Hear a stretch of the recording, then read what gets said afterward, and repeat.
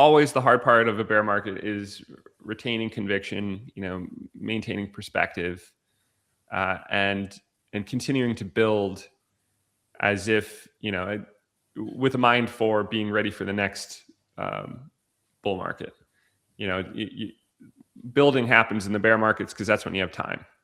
And then you reap what you've sown during a bull market, and there's no time to build anything new realistically during that brief space of incredible enthusiasm when everybody wants to talk. So I think that the space has known this since the beginning. This is how it goes, and the hard thing is just executing, maintaining that perspective, keeping moving, and putting yourself in the best position possible for when things are booming again, whenever that is, right? There's a total lack of certainty about when the next good time will be, but you have to maintain perspective that there will be another boom time again. I guess because Bitcoin treasury companies, besides strategy, haven't been through a bear market before. There's some additional uncertainty about, well, will the thesis really come back for everybody, or what are the conditions that you need to meet in order for you to do well in the next bull market. So there's uncertainty there, but that's par for the course when you're on the frontier of a new facet of the Bitcoin industry. Yeah. And what do you see is the biggest challenge for Bitcoin for this year? Yeah, I mean, there's macro uncertainty is pretty striking at the moment, and I guess it's a question of will we have a 14-month bear market from the early October peak, or, as I believe, we're at the end of a 14-month bear market that actually started in December 2024. That's more my view.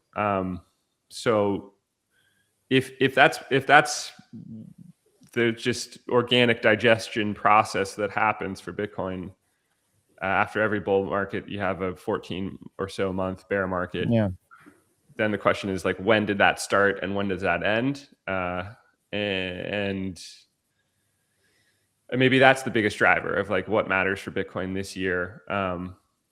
Outside of that, I mean, the unreal demand from strategy, I think, helps create a floor.